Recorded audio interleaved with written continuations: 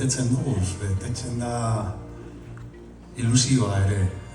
2008ko ekainaren 28an, saleratu ziren lehen .eus dominioak. Eta lortu gendun, egun historikoa bihurtzea, euskararentzat eta euskal kulturarentzat.